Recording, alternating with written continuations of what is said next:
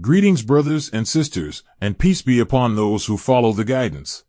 In today's video, we are going to be discussing a verse which has led to some critics of the Quran casting doubt and shame onto the wisdom of the Lord. The verse of discussion is verse 15 of chapter 22, which reads, "Whoever should think that God would not support him in the worldly life and the hereafter, then let him extend a means to the heaven, and then let him cut and observe. Does his scheme actually remove that which enrages him?" Certain people have taken this verse to mean that the Lord is instructing people to take their own lives if they doubt the message of the Quran, for then they would come to know the truthfulness of this message. However, this interpretation and understanding does nothing but expose their lack of comprehension when it comes to the Quranic message. This is sadly one of those verses of the Quran which should be read in its context, outside of which one cannot fully understand and grasp the intent of the verse. The verse is part of a dialogue which begins in verse 11 and continues to verse 16. Removing it from its dialogue exposes the intellectual dishonesty of those whose intent is merely to criticize and not to understand. The dialogue reads as follows, "And among the people is one who serves God on an edge. If a good thing befalls him, he is comforted by it, but if a tribulation befalls him, he turns on his face, having lost both the worldly life and the hereafter. That is what is the clear loss. He calls out to other than God that which does not harm him nor avail him. That is what is the far-off deviancy. He calls out to one whose harm is closer than his benefit. How terrible indeed is the protector, and how terrible indeed is the companion. Assuredly, God will admit those who act in faith and perform righteous actions into gardens underneath which rivers flow. Surely, God does whatever he wants. Whoever should ever think that God would not support him in the worldly life and the hereafter, then let him extend a means to the heaven, and then let him cut and observe. Does his scheme actually remove that which enrages him? And in such manner have we sent down manifested signs and verses, and also that God may guide whomever he wants." The misunderstanding seems to come from the appropriation of the attached pronouns. The pronoun, him, in the verse is understood to be a reference to the prophet, but how someone ever arrived at such an understanding is baffling to the mind. There is no justification whatsoever in assuming that the him in the verse is a reference to the prophet. On the contrary, it is rather a reference to the person who assumes that God would never help him. Thus, when the verse states, "Whoever should ever think that God would not help him in the worldly life and the hereafter," it is implying that, if you should ever think that God would not help you in the world and the hereafter, then extend a means to the sky, then cut and observe, and see if your scheme did in fact remove what was enraging you all along. Reading the verse in its context can help us understand what is being talked about in the verse. Verse 11 informs us that there are certain people who worship God upon an edge, meaning that they are not fully committed to the faith. They waver between faith and unfaith. When something good happens to them, they immediately rejoice and become faithful, but as soon as a calamity strikes them and they are made to suffer at the hands of the world, then immediately they lose all hope in God, simply because they cannot understand or comprehend the justification of how God could ever let that happen to them. Not only do they lose hope in God, but they might also lose purpose or meaning in life. They constantly ask themselves, "How could God ever let that happen to me? I have been faithful to God and did everything right, so how then could this be happening to me?" Thus, they become angry and rageful towards God and faith as a whole, wanting nothing to do with God or with the faith.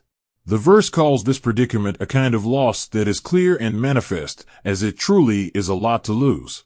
Losing so much of what made you who you are is never an easy journey, and for some people, their faith was entangled to their being, and as such, it is what shaped their lives and their personhood. So losing that faith can be quite traumatizing as well as depressing. The dialogue then continues in verses 12 and 13, where the person is struggling trying to find something to hold on to, but whatever rope they extend, they end up getting hurt and even the more disappointed. They call out to other deities to see whether their problems can be solved, but their prayers and invocations come back unanswered, and their problems don't seem to disappear. Anyone whom they try to ally themselves with and seek protection from ends up doing them no favors. They instead make their problems worse and worse. It is in this context that verse 15 comes into play. The verse instructs this sort of person in this situation, who cannot seem to decide which route or which path to take, that if he really thinks that he will find no source of support from God in this life or in the next life, then let him extend any means that he may have at his disposal to the heavenly domain, as that is what was typically understood to be the domain of the gods and other divine entities. Then let him cut, i.e., let him cut his ties with God completely and commit to the deities whom he thinks will be able to help him and remove the troubles in his life. Meaning that, let him actually observe whether the problems which were enraging him so much, and which he assumed were God's fault, suddenly disappear and his life continues without any hiccups. The verse is pointing us to a matter of the reality of life. Your problems are not suddenly going to disappear just because you lose faith in God, or just because you are angry with the existence of problems and hardships. You can choose to spend whatever little time you have on this planet being angry and enraged at the hardships or God, but that is certainly not going to put an end to your troubles. On the contrary, it might even lead you to exhibit certain harmful behaviors which may end up complicating your life for the worse. And of course, this is not limited to those who leave their faiths. It also applies to those who have some deep-seated rage in their personhood and choose to act out their rage on other people, assuming that that will be able to cure their fury. But this does nothing to remove that rage from their hearts.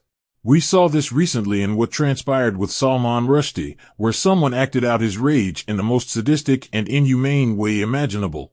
Whoever this person is, they probably thought that any deep-seated rage that they might harbor would be quenched by committing such a crime, but it did nothing but bring more recognition and sympathy from both Muslims and non-Muslims to that very person whom he intended to harm. It is truly a sad world that we live in indeed, where certain people who call themselves Muslims cheer at such criminal acts, and the assumption that God would ever approve of such actions. It goes without say that such actions should be condemned and disgusted by anyone who has any semblance of humanity within them. But back to the topic at hand. In life, there are always going to be troubles. Sometimes things are going to be bad, and sometimes things are going to be good. Sometimes they are going to be hard, and at other times they are going to be easy. That is a natural aspect of living that is going to continue until the day of judgment, and we cannot change it in the least. The only thing that we can do is educate ourselves on how to persevere during the hard times and remain patient and look to the positives in our lives. This should, however, not be mistaken with pessimism or pacifism. I am in no way suggesting that we should do nothing to try and better our situations, or that we should just accept when bad things happen. Rather, that we recognize the natural aspect of life. I am simply stating that life contains hardships and ease. It is only through patience and perseverance that we can adapt to this aspect of life. We need to understand that not everything is going to come our way easily. Some things take a lot of hard work, and sometimes it might feel like we don't have God on our side, or that God just does not care, but that's an unfortunate part of living. But we always have to remember that with hardships, there also comes moments of ease. Verily, with hardships, there also comes moments of ease. Thank you all for watching. As always, if you are new to my channel, then please do remember to subscribe and like and share this video. I hope to see you again in the next video. Peaceful greetings to all of you, and have a lovely day.